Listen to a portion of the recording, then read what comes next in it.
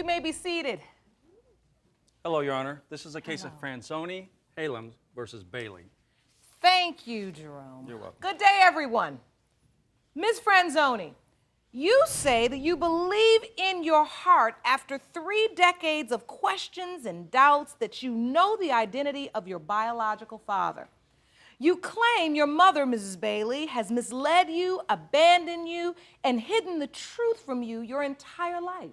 Now, today, you've brought her to court to learn the results of a paternity test. Now, Mrs. Bailey, you argue that your daughter is completely wrong. You say you are here to open her eyes to a scheme that is confusing her and making her believe a lie. The man Ms. Franzoni believes to be her biological father is outside of the courtroom, and he'll be joining us shortly. Now, Ms. Franzoni, please tell the court why you've asked for the results of a paternity test today. I grew up not knowing my dad, and I only had 2 moms in my life, my godmother and my mom.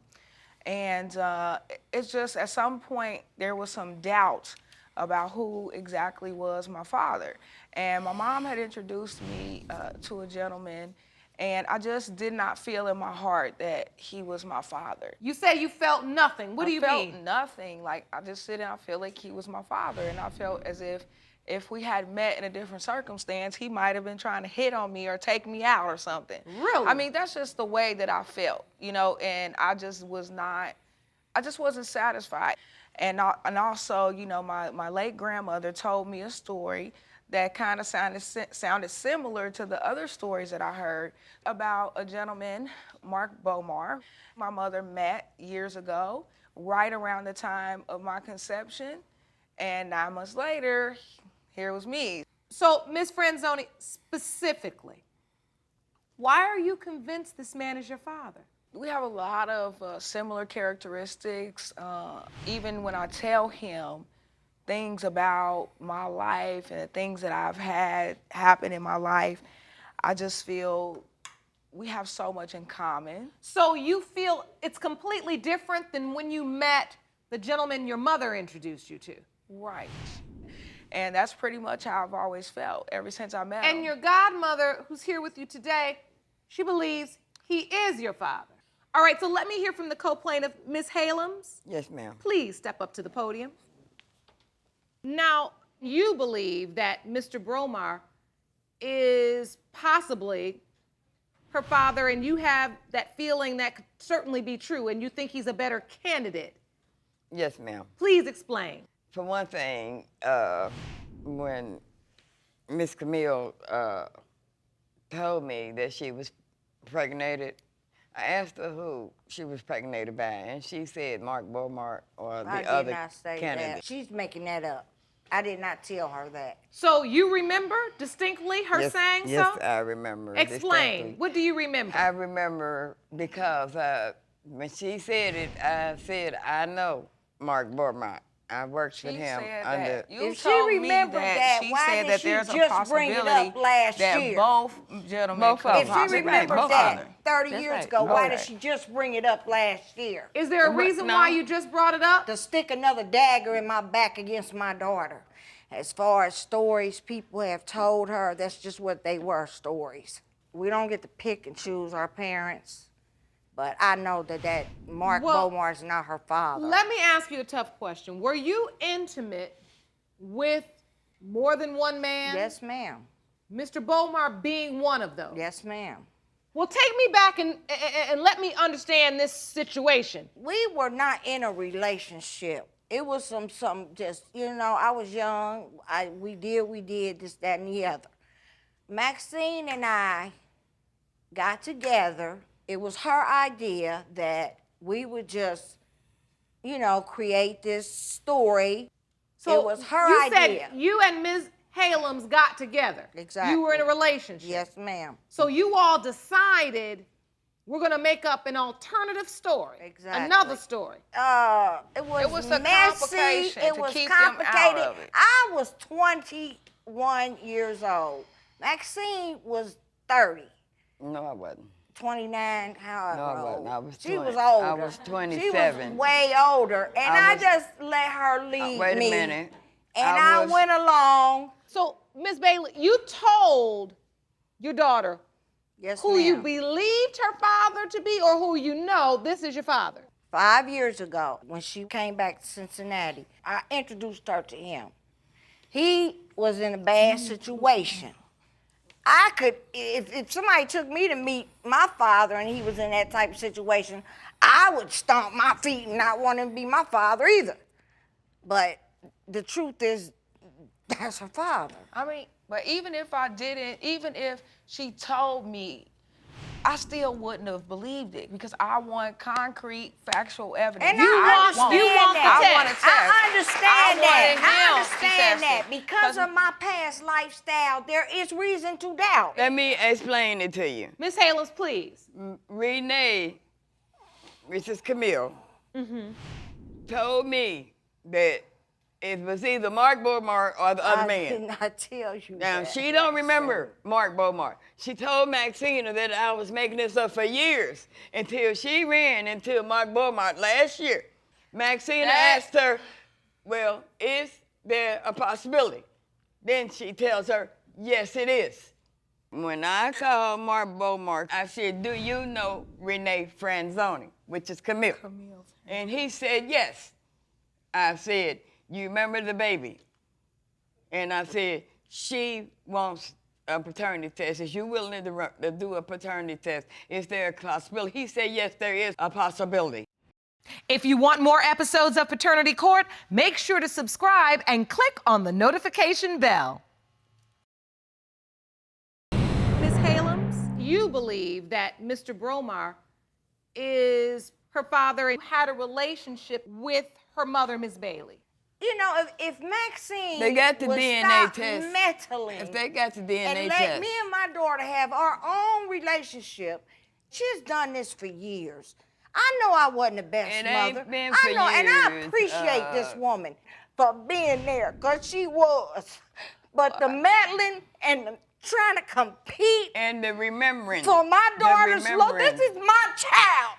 I had her. She wants to and know you need who- to stay in your lane. She needs to. That's She my wants to child. know who her father is. Well, okay, That's just the but point. you still need to stay in your Well, place. they did a DNA. Okay. Okay. Well, you ain't the daddy, that's for damn sure. You ain't been no mother. So I've been But her she mother has. to the past. And both of you Ever guys. since Rose, you can you came go in. stand in between them?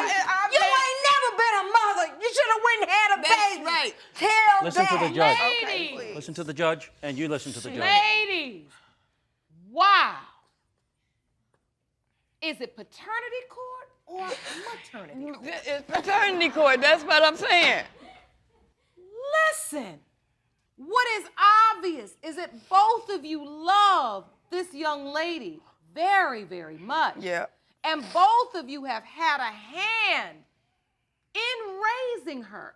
Now, you all can keep arguing and fussing and rehashing your own personal issues, because I hate to tell you, all this back and forth, it's obvious to me and everybody in this courtroom that it don't have nothing to do with her. That has to do with some unfinished business you two have to deal with, and that's really not our business. Our business is making sure Miss Franzoni understands or gets the opportunity to figure out who her father is. And if she wants to test man number 1, 2, 3, 79, and 80, and they all agree to a test, why you got a problem with it? And if she wants to test man number 1, 2, 3, 79, and 80, and they all agree to a test, why you got a problem with it? I don't have a problem with it.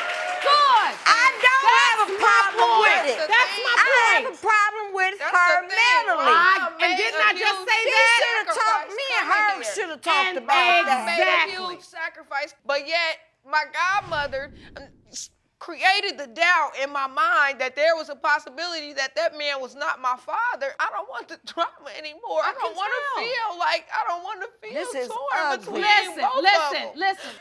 Let me say this before we go, and because I want to meet Mr. Bomar and I want to talk to him. Everybody in this room has made mistakes.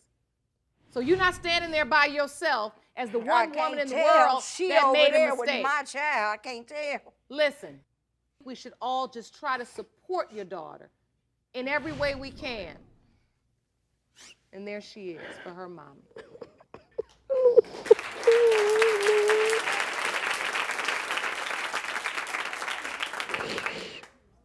And I love her too. I can tell. And And she's that's the only jealous. reason why you can't.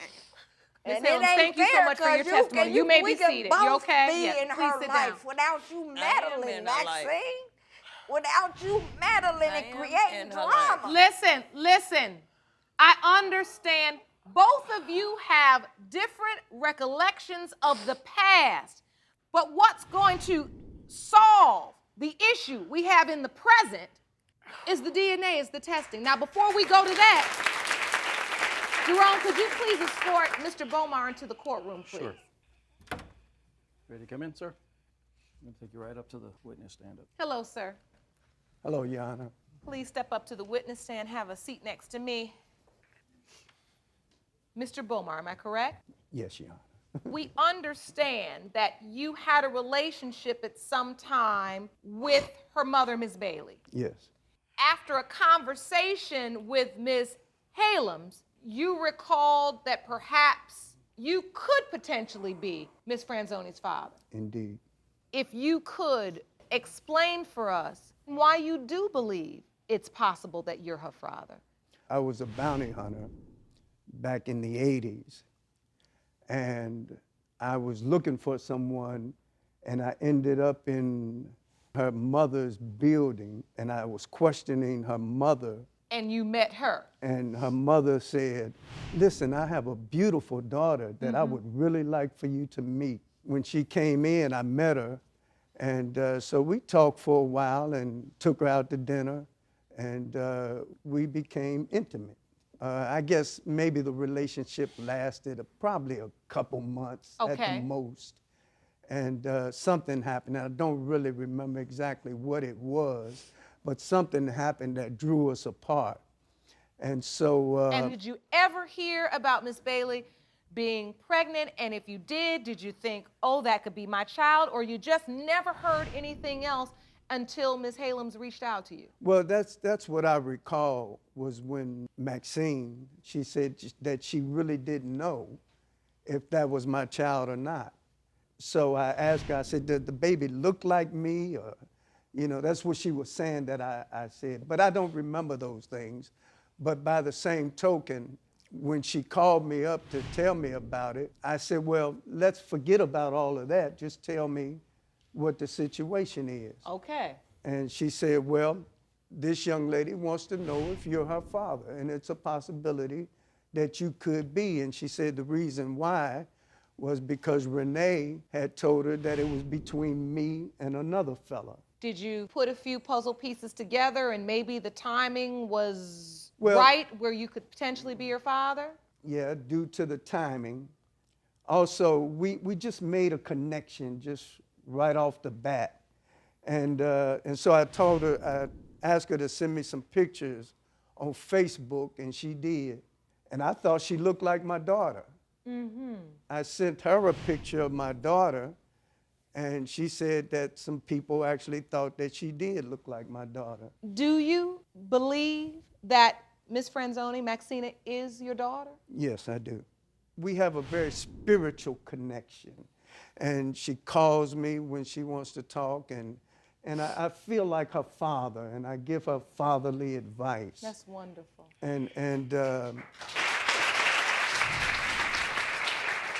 Well, unless you have something else you'd like to add, I don't think we should wait any longer. I want to say something. I would have been proud for this man to be her father because he was always a good man.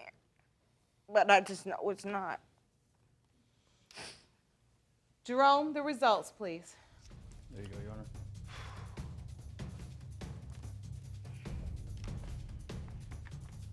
These results were prepared by DNA Diagnostic, and they read as follows.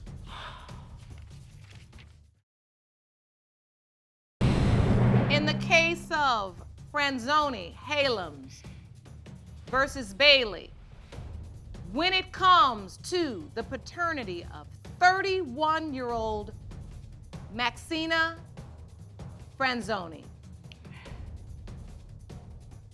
Mr. Bomar, you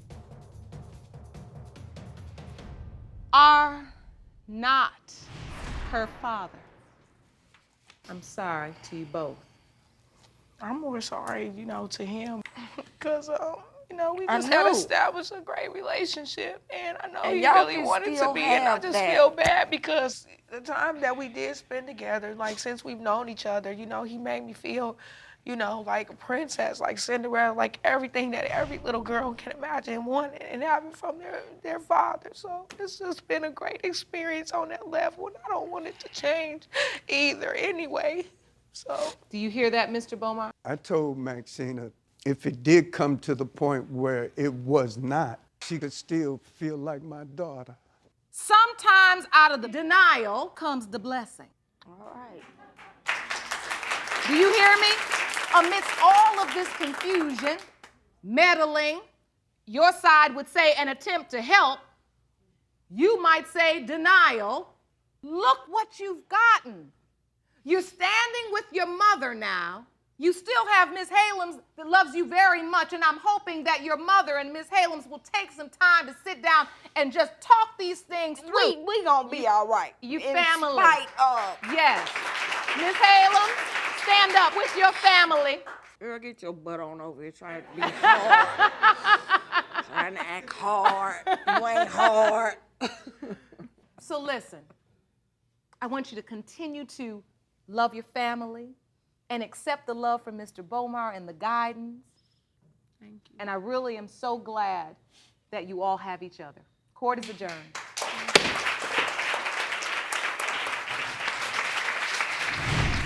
I hope that knowing that Mark is not my father, that we can still maintain our relationship, and also that my mom don't say, "I told you so," and when we get home and do a victory dance.